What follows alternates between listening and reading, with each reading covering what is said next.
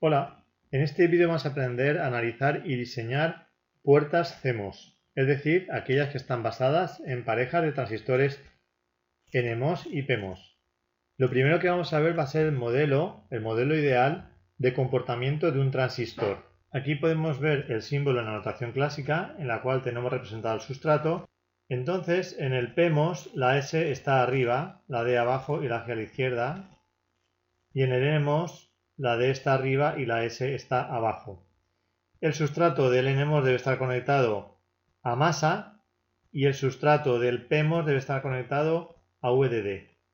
En la notación simplificada no tenemos sustrato y además tenemos una bolita que indica que el PMOS funcionará con un interruptor cerrado cuando entre un 0 y el NMOS cuando le entre un 1. De este modo, cuando en G tenemos un 0, el PMOS se comporta como un interruptor cerrado y el NMOS como un interruptor abierto. Y cuando en G tenemos un 1, tendremos que el PMOS se comporta como un interruptor abierto y el NMOS cerrado. Es decir, que el NMOS conduce con el 1 y el PMOS conduce con el 0. Esa cualidad va a ser determinante en el funcionamiento de las puertas CMOS, en las que se combina siempre un P y un N, porque así vamos a tener una alternancia. Es decir, cuando la misma entrada se conduce a una pareja de transistores N y P, resultará que según entre un 0 o en 1, conducirá el P o el N, siempre en alternancia, conduce uno, conduce el otro. La primera puerta que vamos a ver es un inversor. A la izquierda lo tenemos en notación clásica y a la derecha en notación simplificada. Como podemos observar, los sustratos de la notación clásica sí que están conectados a VDD en el caso del P y a GND en el caso del N, como debe ser. Bien, en cuanto al funcionamiento, tenemos que si entra un 0 en VE, conducirá el de arriba, el PMOS, y no conducirá el de abajo. Por tanto, la salida será un 1, puesto que se ha conectado la VDD con la salida. Saldrá un 1. En el caso contrario, para analizar el comportamiento del inversor, vamos a probar con una entrada a 0 y una entrada a 1. Para estudiar el comportamiento del inversor, vamos a probar cómo se comporta cuando le entra un 0 o cuando le entra un 1. Por ejemplo, cuando le entra un 0, a la entrada VE, ese 0 llega hasta la G del P y del N. Cuando entra un 0, conducirá el P y se transformará en un interruptor cerrado. Sin embargo, el N, el NMOS, se quedará como un interruptor abierto. En tal caso, lo que saldrá será el 1, puesto que se va a conectar la VDD con la VS, con la salida. Por tanto, lo que sale es un 1. Por el contrario, si lo que entra es un 1, vamos a comprobar que va a salir un 0. Ese 1 en la entrada llega al P y llega al N. En este caso va a conducir el N y no lo va a hacer el P. Entonces, lo que estamos conectando es la salida con masa, es decir, sale un 0. De esta manera funciona como un inversor. Cuando entraba un 0 salía un 1, cuando entraba un 1 sale un 0. Como podemos observar, el funcionamiento del inversor radica en que la entrada va hacia un P y hacia un N, y como cada uno conduce con un 0 o con un 1, existe una alternancia. Esa alternancia lo que provoca es que o bien se conecte masa con la salida o bien se conecte VDD con la salida. Es decir, que nunca van a coincidir ambos transistores intentando imponer su valor lógico, el 1 o el 0, sino que va a haber una alternancia. Al final va a haber una combinación en la cual va a salir un 0 o va a salir un 1. Si esto lo vemos en puertas más complejas, puertas de dos entradas, podemos observar que se cumplen también los mismos principios que hemos visto en el inversor. En estos ejemplos, el de la izquierda sería una NAND y el de la derecha es una NOR, ambas de dos entradas. ¿Qué caracteriza y qué tienen en común? Bien, vamos a analizar por ejemplo la puerta NAND. En la puerta NAND observamos que estos 7 criterios invariantes se cumplen en absolutamente todas las puertas CMOS. Tenemos la primera, que la puerta tiene que estar alimentada con VDD y con masa. La segunda, que cada entrada va a un par nMOS y pMOS, es decir, la entrada A vemos que va a un P y a un N, y la entrada B a un N y a un P. La siguiente es que la salida está justo en medio, está en el ecuador que divide los P's de los N's. La cuarta es que los pMOS siempre estarán encima del ecuador y los nMOS siempre estarán abajo. La quinta es que la asociación serie se comporta como una AND, puesto que implícitamente para que llegue el 0 hasta la salida deberían conducir un transistor y el otro transistor. Por tanto, como están en serie, el principio de funcionamiento para que ambos consigan el cometido de llegar un 0 a la salida será que es una AND. Sin embargo, el paralelo, que para que salga un 1 a la salida, puede ir el 1 por aquí o puede ir por aquí. Luego tenemos una O. Esto sería AND y lo de arriba es una OR. La invariante 6, la regla 6 que siempre se cumple, es que las puertas se diseñan en modo dual. El bloque N está en serie, entonces necesariamente el bloque P debe estar en paralelo y viceversa. Esto es el principio dual, o también como si fuera un espejo. Y por último, no puede haber nunca un conflicto lógico, es decir, no puede ocurrir nunca que los pMOS quieran sacar un 1 y a la vez los nMOS quieran sacar un 0 para la misma combinación de entrada, o que ocurra justo lo contrario, que ninguno de los dos se interese en sacar su valor lógico y que la salida quede en indeterminación o alta impedancia. No puede ocurrir ninguna de las dos cosas.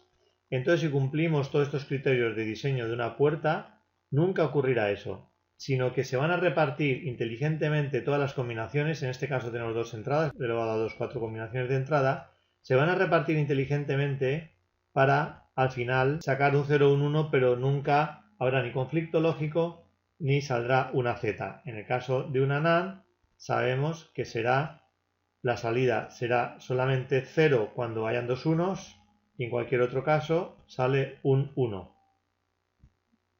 Bien, entonces, ¿qué tenemos que hacer para analizar y conocer la función lógica de una puerta? Pues lo que vamos a hacer va a ser un proceso que contempla 8 pasos que están expresados en esta transparencia. El primero nos indica que podemos analizar la puerta o bien el bloque N o bien el bloque P, porque analicemos un bloque o analicemos el otro no va a dar la misma función lógica. Lo único que estará expresada de otro modo, puesto que una expresión y otra nos puede llevar gracias al teorema de Morgan. La asociación en serie es una AND y la asociación en paralelo es una OR. Los pMOS conducen con 0 y la función que sacarán será sin negar. Es decir, que en los pMOS las entradas serán negadas, pero la salida es sin negar. El nMOS las entradas son sin negar y la salida será negada. La función de Morgan nos lleva del bloque P al N y viceversa, es decir, que una vez sacamos la función lógica de un bloque, por de Morgan sacaríamos la función lógica del otro. La sexta, se cumple el criterio dual, es decir, que si abajo están en serie, arriba estarán en paralelo y viceversa. Aquí vemos que los de abajo están en serie y los de arriba están en paralelo.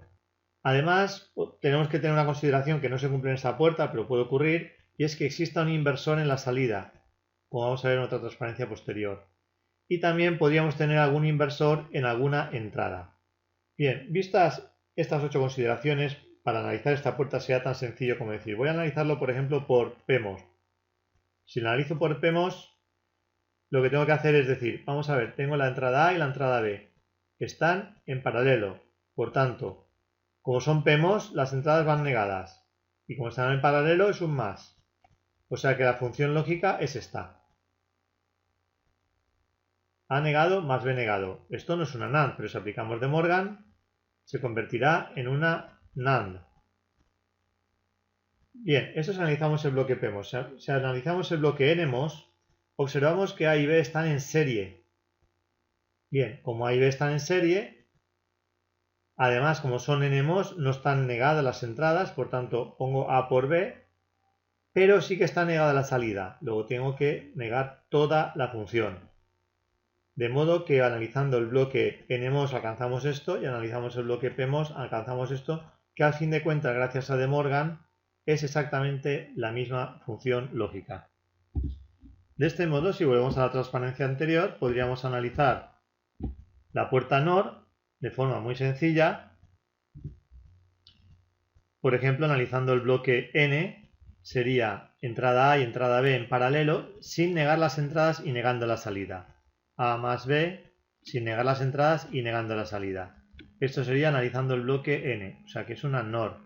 Si analizamos el bloque P, sería A, B están en serie, entradas negadas y salidas sin negar. A, B en serie, entradas negadas y salidas sin negar. Si aplicamos De Morgan, llevaríamos a la misma función lógica que hemos obtenido analizando el bloque N. Para terminar, solo nos queda comentar cómo obtener puertas con la salida no negada, es decir, cómo obtener una AND, una OR o un buffer. Es tan sencillo como aplicar un inversor a la salida, como vemos en la siguiente transparencia. Un buffer se construirá a base de unir dos puertas NOT. Una puerta NOT más una puerta NOT. Una AND será la NAND que acabamos de ver más una puerta NOT en la salida. Y una OR será una puerta NOR más una puerta NOT. Bien, es muy importante que veamos que la estructura que teníamos de la puerta tiene la salida, que es en este caso es una NOR, que se conduce a la entrada de un inversor. Por tanto, aquí entra una NOR y aquí ya será una OR. De este modo conseguimos una puerta OR de dos entradas construida con 6 transistores. Podemos analizar este ejercicio. Entonces, aplicando los 8 criterios que hemos visto antes, podemos analizar, por ejemplo, por n, y por n quedaría A, B y C están en paralelo, con la entrada sin negar, por tanto será A más B más C, y a su vez todo este bloque, este subbloque, está en serie con este otro bloque. O sea, el bloque A más B más C está en serie con el bloque D. Por tanto, y como estamos hablando de los NMOS, las entradas son sin negar, pero la salida es negada. Esta sería la función. Si analizamos por el bloque P, lo que tenemos es un pequeño bloque de 3 transistores en paralelo con otro de un transistor.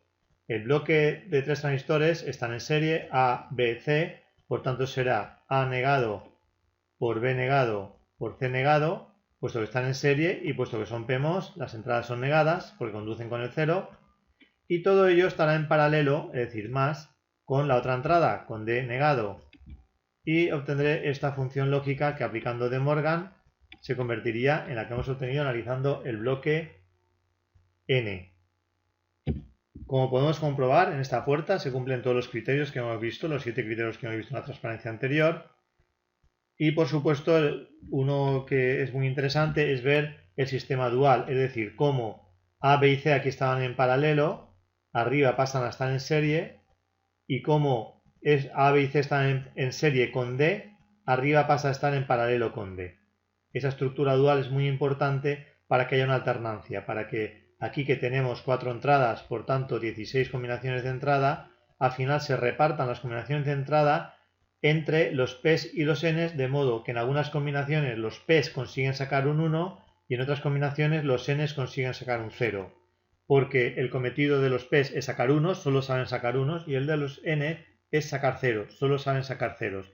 Entonces al final funcionan como dos equipos en los que en algunas combinaciones de entrada gana el equipo de los P y consiguen sacar un 1, y en otras combinaciones de entrada ganan el equipo de los N y consiguen sacar un 0. Quiero decir que no hay ninguna combinación que se produzca una alta impedancia ni conflicto lógico.